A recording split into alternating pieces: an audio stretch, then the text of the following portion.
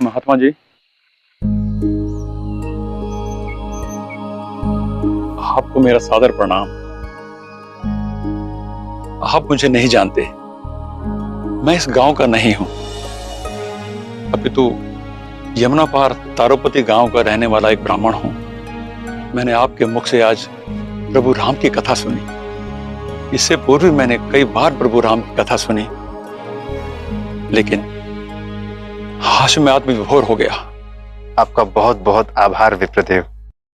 आपके वर्णन करने की शैली, आपकी भाषा, आपका ललाट, आपके नेत्र सब अद्भुत हैं।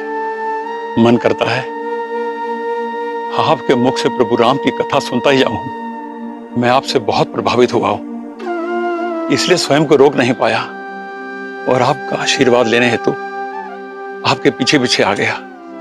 ये मेरा सौभाग्य है ब्राह्मण देवता कि आप अतिथि के रूप में पधारे हैं। आप मुझे आतिथ्य करने का अवसर प्रदान कीजिए। मैं तो केवल आपके दर्शन करने आया था, लेकिन मेरे मन में एक बात है जो मैं आपसे कहना चाहता हूं। किंतु क्या ब्राह्मण देवता? आपके मन में जो बात है वो अवश्य कहिए। अब तो विलंब हो गया है, मुझे अपने गांव भी जाना है। मैं फिर कभी आपके मुख से प्रभु राम की कथा सुनने आऊंगा तो अपने मन की दुविधा आपको अवश्य बताऊंगा। अवश्य। अब मुझे आज्ञा दीजिए।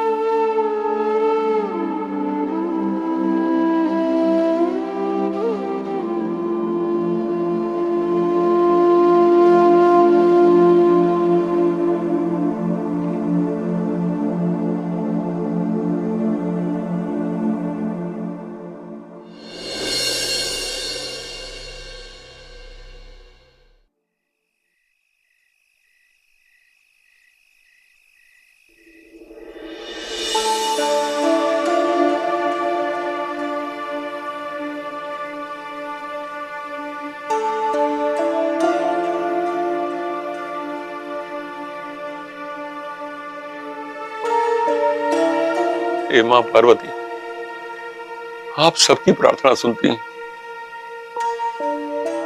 सबके मन की बात जान लेती हैं। मेरी भी छोटी सी प्रार्थना स्वीकार करें।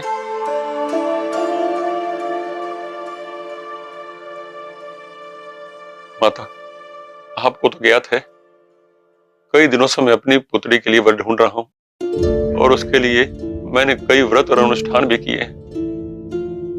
शीघ्र ही कोई वर मिल जाए तो इस बूढ़े पिता की चिंता समाप्त हो जाए। आप व्यर्थ में ही चिंता कर रहे हैं। जब वो समय आएगा तो रत्न के लिए उचित वर भी मिल जाएगा। चिंता करने की बात है भाग्यवान। जितनी गुणवान और रूपवान हमारी पुत्री है, उतना ही गुणवान और विद्वान उसका पति होना चाहिए। अब तो कन्या के लिए जो विवाह की उम्र होती है, रत्ना उससे भी आगे जा चुकी है। इसीलिए मैं दिन रात दुखी रहता हूं। आप राजापुर से आए हैं, आप थके हैं, आप विश्राम कीजिए। थकान से अधिक चिंता है कि रत्ना को कोई योग्य वर मिल जाए, उसके पश्चात ही मेरी चिंता खत्म हो। अन्नपूर्णा मां, आप भी कुछ कर सकते हैं। सब हो जाएगा, अब विश्राम कीजिए।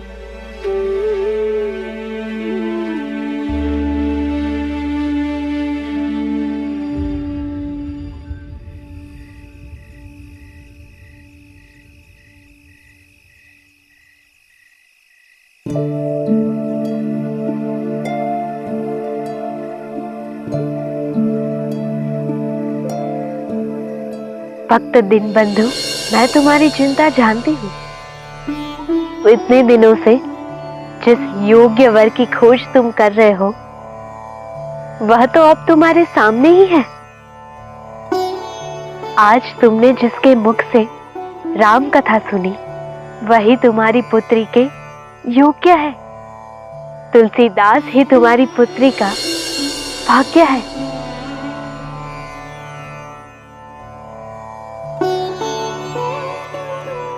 देवता,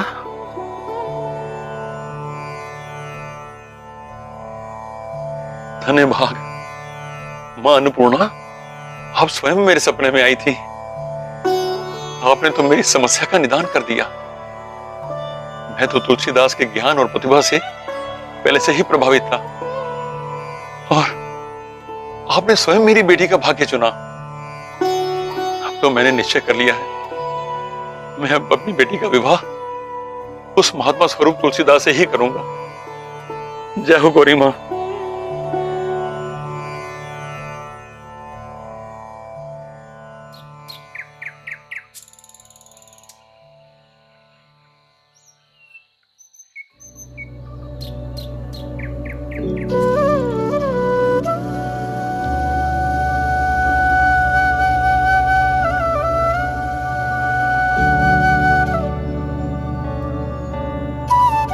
प्रणाम महात्मा।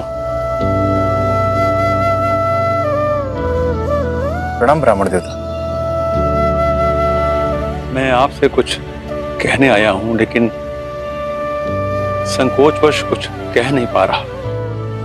संकोच मत कीजिए ब्राह्मण देवता, कहिए, मैं आपकी क्या सहायता कर सकता हूं? मैं मां पार्वती का भक्त हूं और नित्य उनकी पूजा अर्चना करता हूं। ये तो बहुत ही अच्छी बात है। माता पार्वती आप पर अपनी कृपा बनाए रखे। मैं अपनी पुत्री के लिए योग्य वर खोज रहा हूं। आपको मनचाहे वर की प्राप्ति हो, ऐसी मैं कामना करता हूं। कल रात मां पार्वती मेरे सपने में आई और उन्होंने मुझे आपके लिए एक संदेश दिया है। मेरे लिए संदेश? वो क्या ब्राह्मण देवता? मां पार्वती ने कहा है कि तुलसीदास ही मेरी पुत्री के लिए योग्य वर हैं।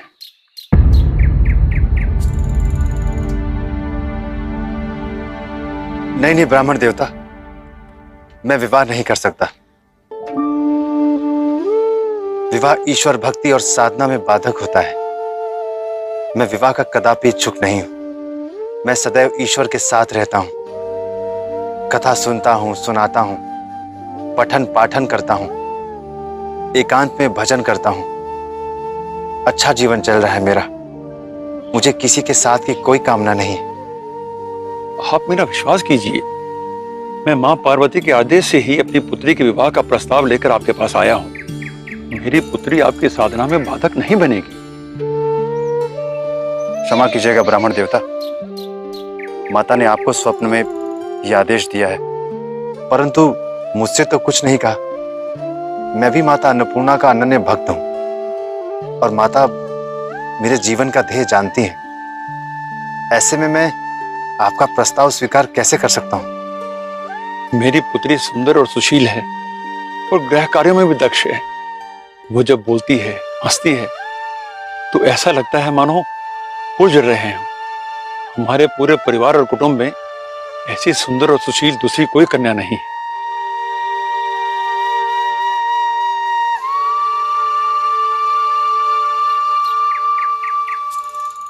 ब्राह्मण देवता, ये सब बातें मुझसे करने का कोई अर्थ नहीं। विवाह करना मेरे लिए संभव नहीं है। मैं जानता हूं ब्राह्मण देवता कि विवाह के पश्चात दायित्व बदल जाते हैं। पूर्ण रूप से भक्ति करना संभव नहीं होता। इसलिए मैं विवाह के प्रस्ताव को स्वीकार नहीं कर सकता हूं। मैं क्षमा प्रार्थी हूं। यदि आप अपने निर्णय पर अडिग हैं, तो मैंने भी ये सोच लिया है कि अपनी पुत्री का विवाह आप ही से करूंगा। इसीलिए आदरपूर्वक इस पिता के आग्रह को स्वीकार कीजिए। ब्राह्मण देवता, मैं ईश्वर, भक्ति और अध्यात्म के पथ का त्याग नहीं कर सकता हूं। इसलिए मैं किसी भी स्थिति में आपका प्रस्ताव स्वीकार नहीं कर सकता हूं। मेरा भी यह दृढ़ निश्चय है, यदि आपने मेरी पुत्री का विवाह प्रस्ताव स्वीकार नहीं किया, तो मैं अन्न जल का त्याग करके आपकी चौखट पर ही अपने प्राण दे दूंगा। ऐसा मत कहिए ब्राह्मण देवता, मैं विवाह नहीं कर सकता हूं। मेरे जीवन का ध्येय प्रभु श्री राम के नाम का प्रचार और प्रसार करना है। विवाह की बेड़ियों में बंधकर मैं ईश्वर के पद से विमुख नहीं होना चाहता। क्षमा कीजिए, मैं आपका प्रस्ताव स्वीकार नहीं कर सकता हूं। अब मेरे ध्यान का समय हो रहा है, मुझे आज्ञा दीजिए।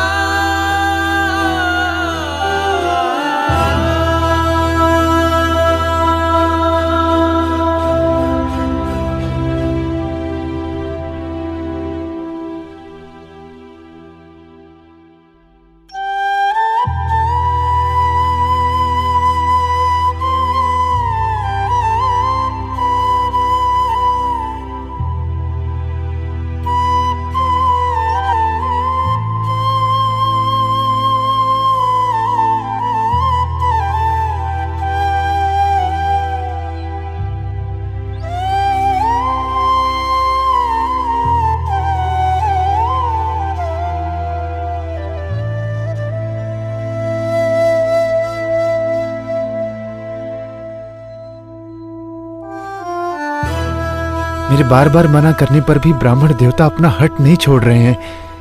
यदि मैं विवाह प्रस्ताव स्वीकार कर भी लूं तो कदाचित गृहस्थ जीवन का निर्वाह ठीक से नहीं कर पाऊंगा। कदाचित योग्य वर का कर्तव्य नहीं निभा पाऊंगा। तो वैसी स्थिति में मेरी धर्मपत्नी को ही कष्ट होगा। हे प्रभु, अब आप ही कोई रास्ता दिखाइए। क्या साधक को गृहस्थ जीवन स्वीकार करना चाहिए?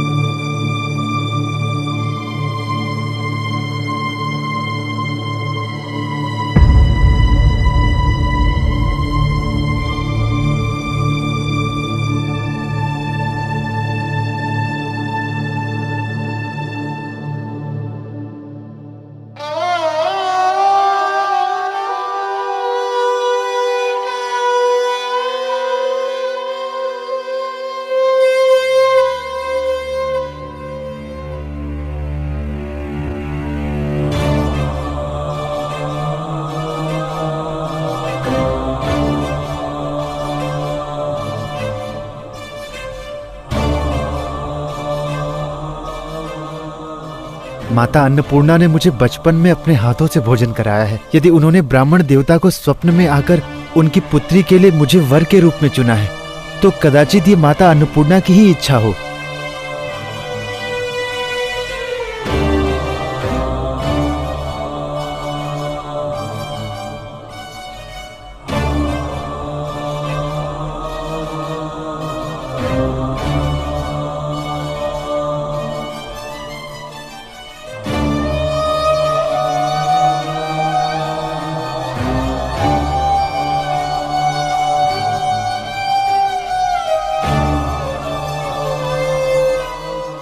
किंतु मेरे कुल को तो महात्मा का श्राप लगा है, जो उन्होंने मेरे पिताश्री को दिया था।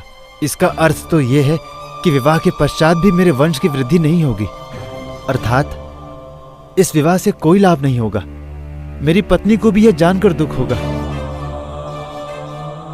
मेरी पुत्री सुंदर और सुशील है और गृह कार्यों में भी दक्ष है। वो जब बोलती है, हंसती है, तो ऐसा लगता है मानो फूल झड़ रहे हैं।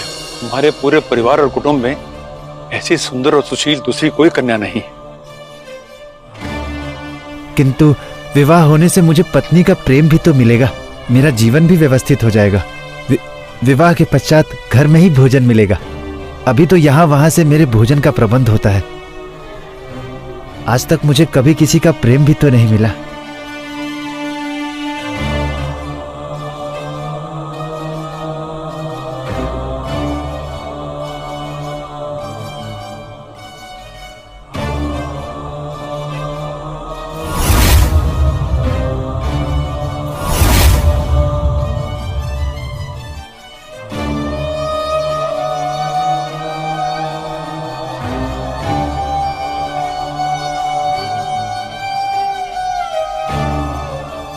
परंतु मुझे तो अध्यात्म और भक्ति के मार्ग पर चलना है, जिसमें विवाह बाधा उत्पन्न कर सकता है।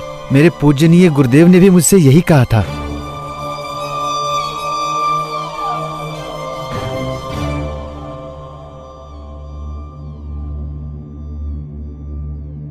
मेरी एक बात सदैव ध्यान में रखें, नरहरि कंचन कामी इनते रहिए तो, जो चाहिए कल्याण राम दरस भरपूर।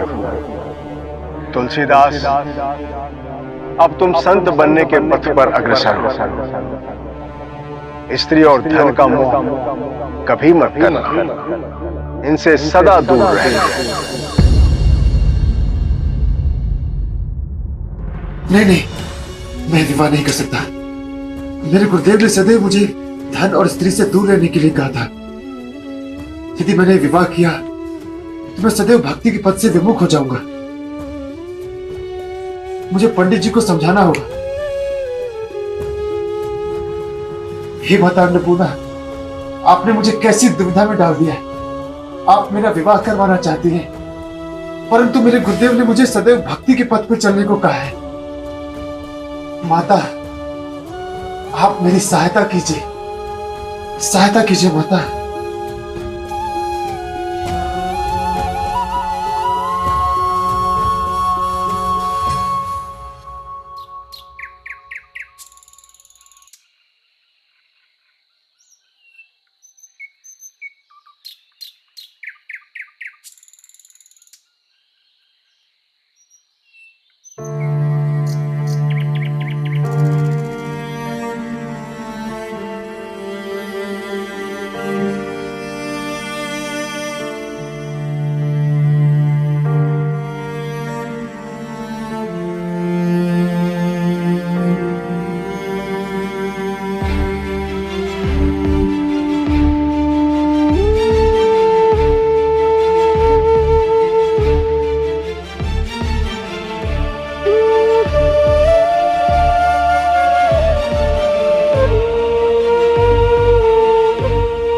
हे भगवान, ब्राह्मण देवता ने अन्न जल का त्याग कर दिया है।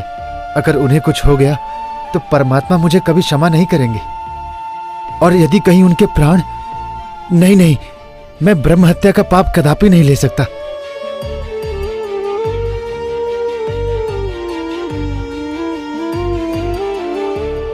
हे भोलेनाथ, ये कैसा धर्म संकट आ गया है मेरे समक्ष। किंतु मुझे लगता है माता पार्वती को भी यही स्वीकार है, अन्यथा वो अपने पुत्र की इस प्रकार परीक्षा नहीं लेती।